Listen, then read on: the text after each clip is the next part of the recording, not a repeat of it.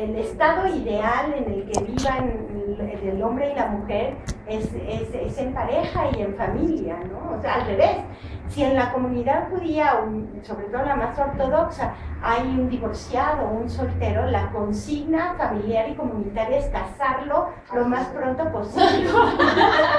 Sí, si ya de repente las chicas llegan a una edad de 22, 23 años, ya les dicen, ¿no? O sea, no es porque no te has casado, sino porque no te casaste, ¿no? O sea, ya es así como de la presión familiar. Todos están buscando a ver con quién, no sabes, de un muchacho para ella, alguien que es real. Y hay un especialista, ¿no? Ah, por supuesto, Sí. hay casamenteras. Eso es.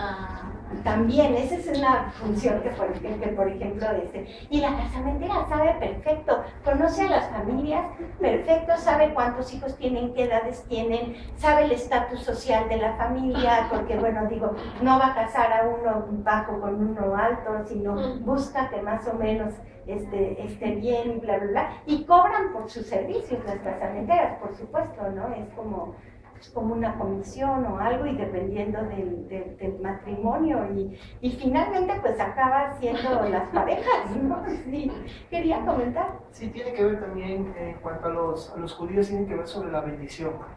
Eso es muy marcado, que tengan hijos, que estén casados el varón. Y lo que usted comentaba al principio, que el primero tiene que ser varón, porque si no ya ahí la bendición entra en dudas, ¿no? En ese panorama, ¿no? Ay, pues, con respecto a la mujer, si es mujer la primera primogénita, ¿no? Ahí tenemos problemas también. Pues la verdad es que sí, porque tener en el momento en que nace un varón, el Señor se puede quedar tranquilo. Y mientras eso no suceda, ¿no? Pues él sigue como con la tensión de que así sea. O sea, cuando nace una niña y otra niña y otra niña, pues ahí sí ya se pone bastante nervioso, ¿no?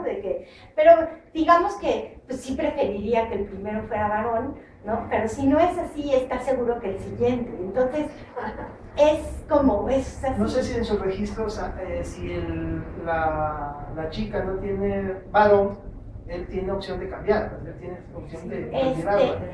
Sí. Bueno, antiguamente sí, era, antiguamente, pero pues en los sectores más ultra ortodoxos, que ya son muy pocos, o sea, estamos hablando, para que más o menos dimensionemos este asunto, porque si no, estamos hablando que más o menos entre el 10 y 15% de la población judía mundial se considera ultra ortodoxa.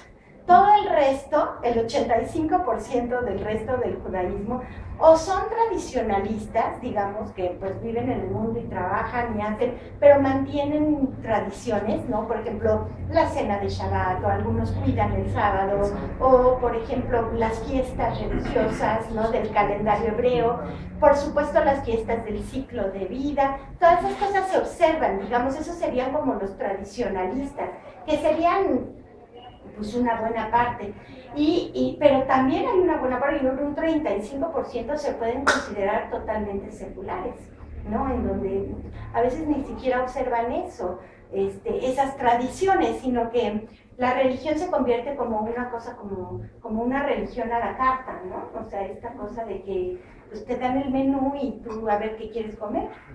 O sea, tú escoges, ¿no? Y tú dices, sí, yo sí quiero mantener esto, pero esto a mí no me interesa. Entonces, es como esa religión moderna que todo el mundo, que no es nada más como típico de los judíos, sino pues todos lo hacen, ¿no? Igual con el catolicismo, a lo mejor para casarse, pues sí quieren entrar a la iglesia vestidos de blanco y lo que sea, pero para ir a misa los domingos, pues no, ¿verdad? Entonces, otra vez se vuelve como esa religiosidad así electiva. En donde finalmente pues cada quien elige. Bueno, eso pasa muchísimo con los judíos. Ya hay judíos ateos, hay judíos que realmente están alejados, que no les interesa en lo más mínimo ni su tradición, ni su herencia, ni su nada, etcétera, ni siquiera, y que se asimilan muchísimos de ellos, ¿no? O sea, que no se mantienen dentro de la comunidad, sino que incluso pues se casan fuera del grupo, y se vuelven parte de las naciones, de las sociedades mayoritarias en las que finalmente viven. Así que se da absolutamente de todo, ¿no? Sí, sí, Héctor.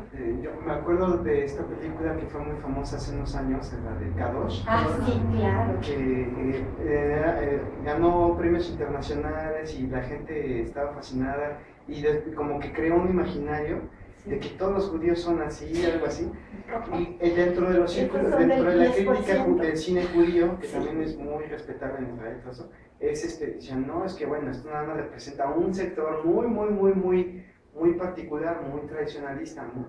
Y de este caso justamente del esposo, que de un matrimonio donde la mujer aparentemente no puede tener hijos, cuando en realidad, como no querían ni siquiera ir como al médico bien, sino se quedan con estas consejeras o qué sé yo, tradicionales, nunca se sabe bien, aparentemente, que la mujer realmente no podía tener hijos.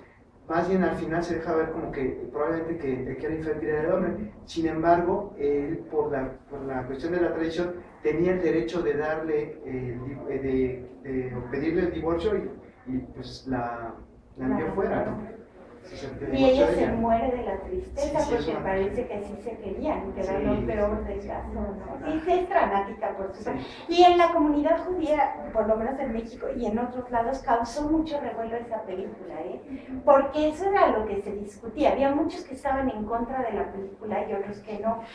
Y entonces, muchos seculares, etcétera, etcétera, pues eso decían, que estaba dando una imagen muy parcial de lo que finalmente eran los judíos y que pues entonces eso no debería de salir y bla, bla, bla. Pero habíamos otros, y entre ellos yo me sumo, que decíamos que qué bueno que ese tipo de películas finalmente salgan a la luz, porque hay tanta discriminación y tanta desigualdad en esas comunidades ultraortodoxas que el hecho de que se denuncie hace que ellos revisen su situación hacia adentro y que finalmente se sientan vigilados o se sientan así como observados por otros en estas prácticas discriminatorias porque son prácticas discriminatorias. Digo, por supuesto podrán estar en el Antiguo Testamento, pero vivimos en el siglo XXI, ¿no? Entonces, o sea, no puede ser que sucedan cosas como la que le pasó a esta chica, ¿no? O que son fórmulas de exclusión muy radicales, ¿no? Las que finalmente se presentan ahí. Entonces la polémica al interior del judaísmo era muy fuerte con relación a esta película, ¿no? Pero sí, es cierto, como ustedes leyeron acá también, se supone que si en 10 años la mujer no puede tener hijos, si tiene mujeres ya, o sea, ahí sí no la puede divorciar por no dar un varón, porque ya le dio mujeres, es decir, no es una mujer infértil.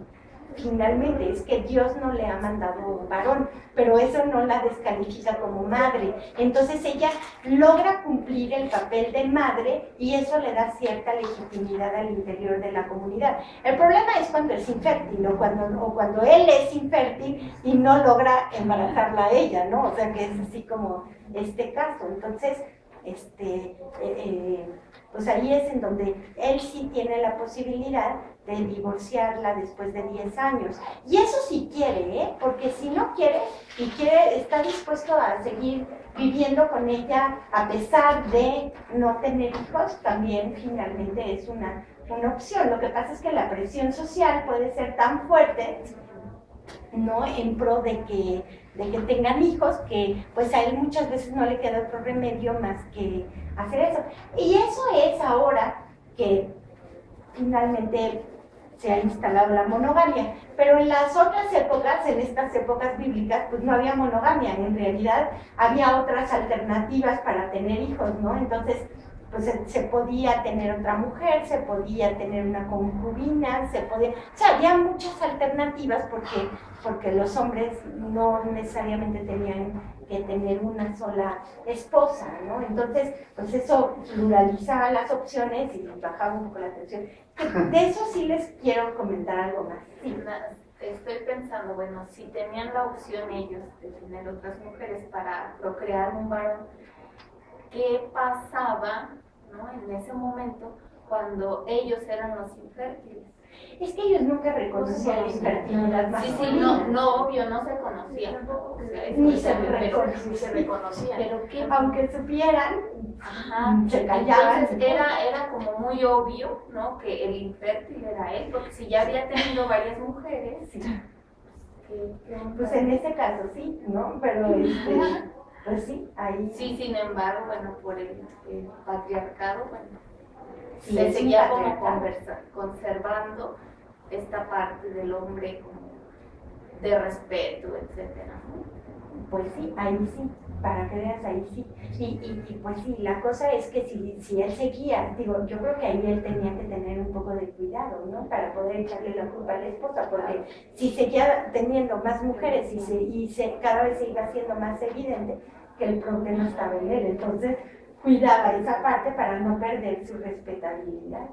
Dentro Pobrecitos, ¿no? Bueno, pobres, o sea, ¿cómo han de haber vivido? No sé. Pues para ellos era algo incuestionable, o sea, uno lo puede cuestionar ahora desde estos valores, desde la cultura no moderna, desde donde nosotros hablamos ahora, pero pues para ellos era, o sea, el lugar de la mujer era el lugar de la mujer y punto. Pero entonces, bueno, vamos a seguir porque si no nos desviamos y ya no tocamos realmente lo que nos importa tocar, que finalmente está aquí. Y esto que tú dices me lleva a hacer una afirmación que es importante.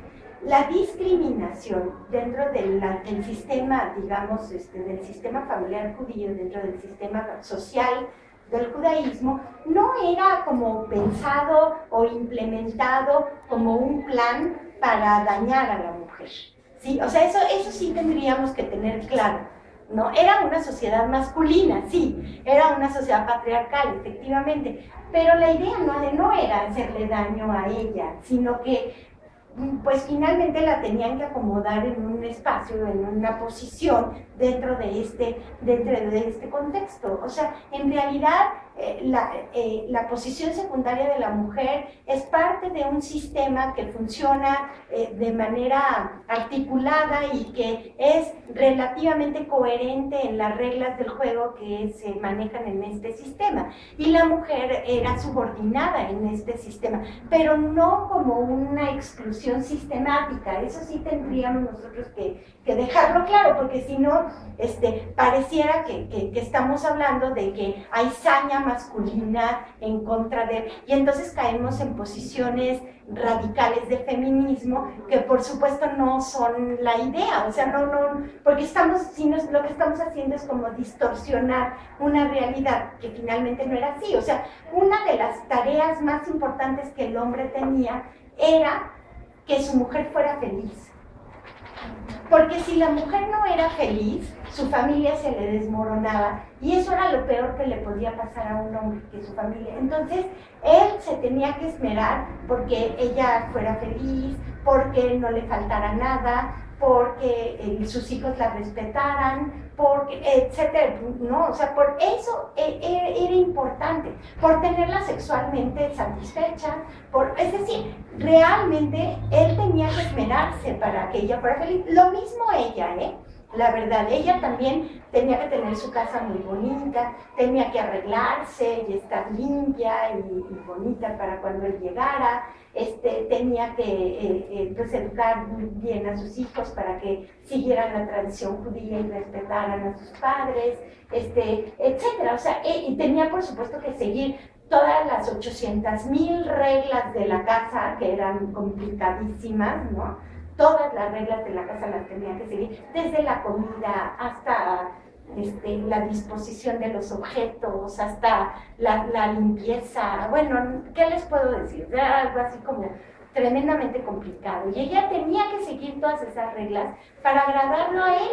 Entonces, la base de la comunidad es la familia. Y por la familia, todos tienen que dar todo. O sea, ese es así como un poco el tema. Esto es lo que se conoce en el judaísmo como el Shalom Bait.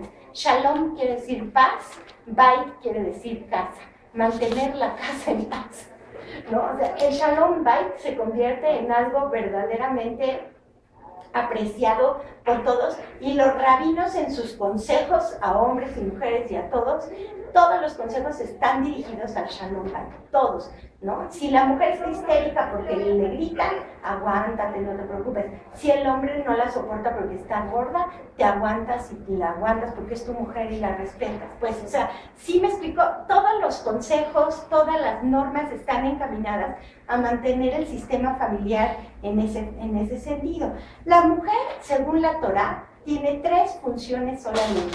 El hombre tiene 613 obligaciones que cumplir, la mujer 3.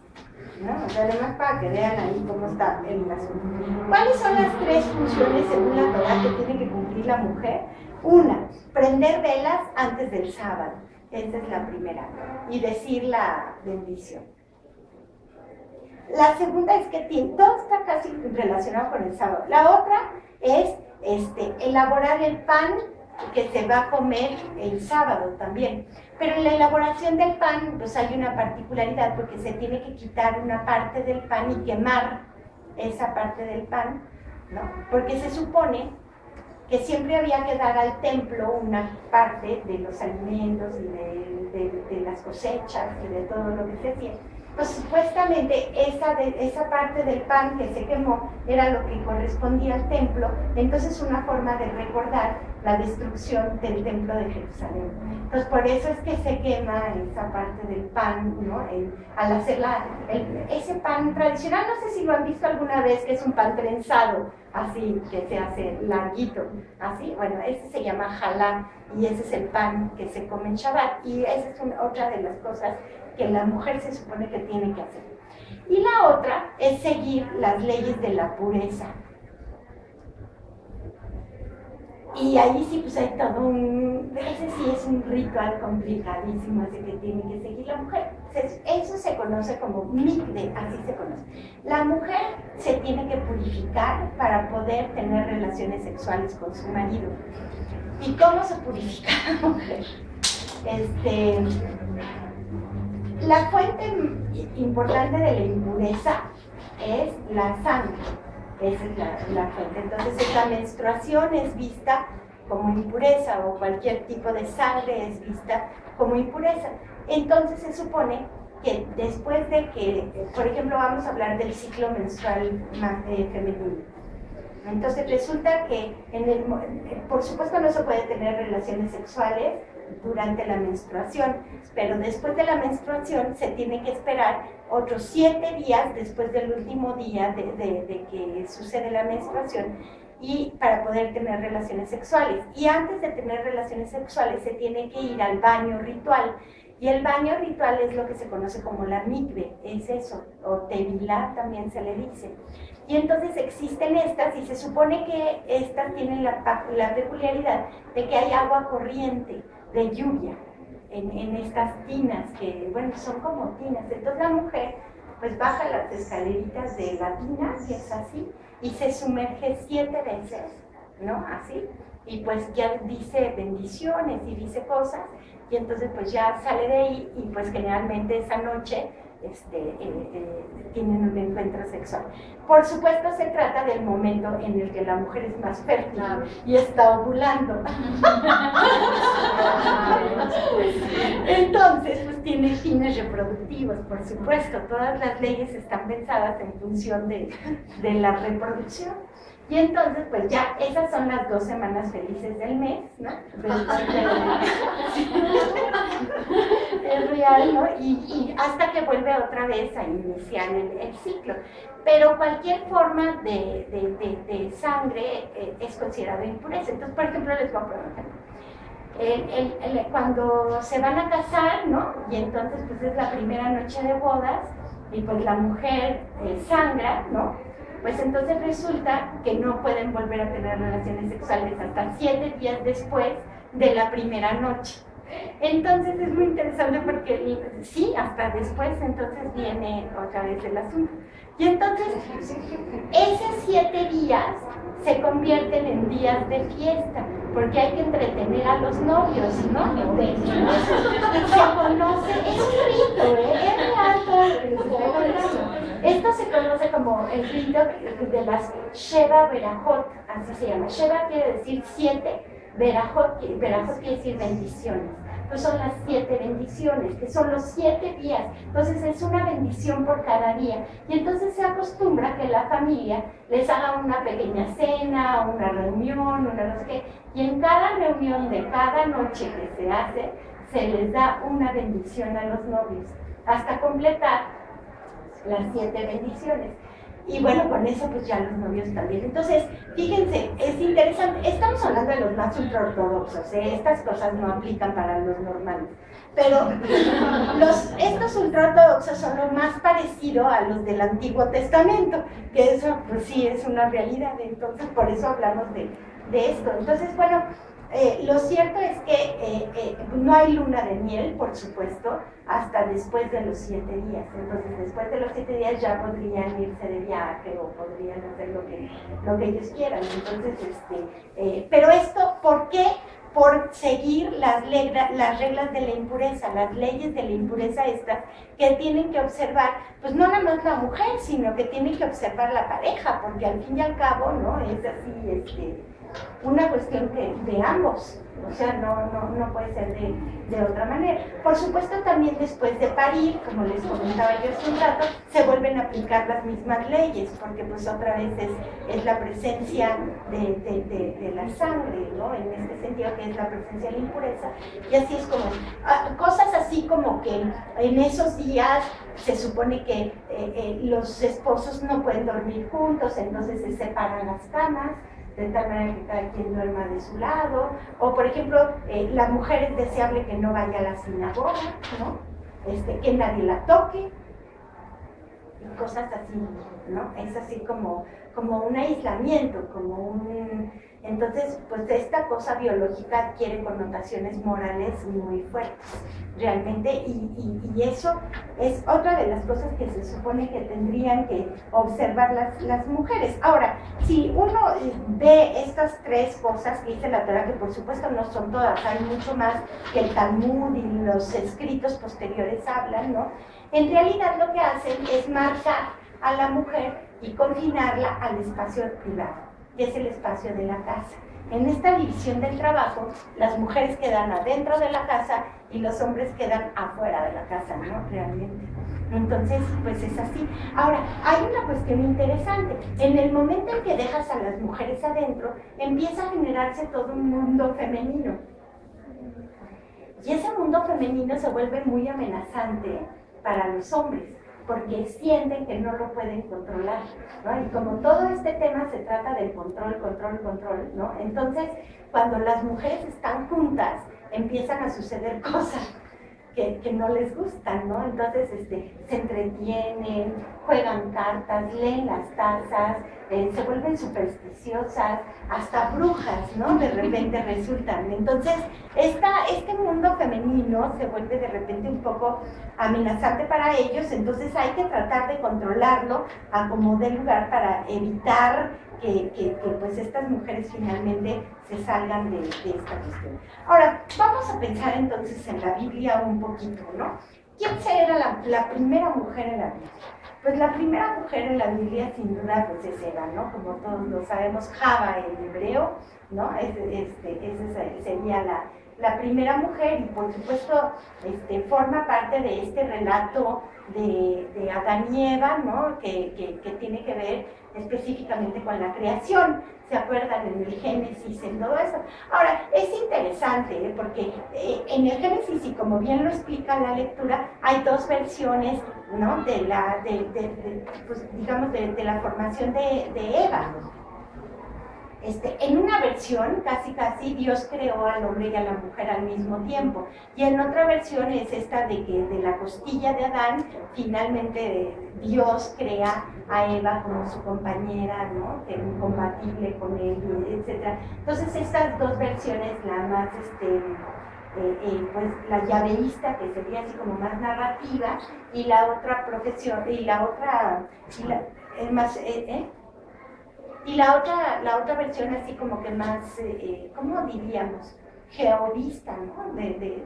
Así es como le llaman, pero digamos que es como más sobria, más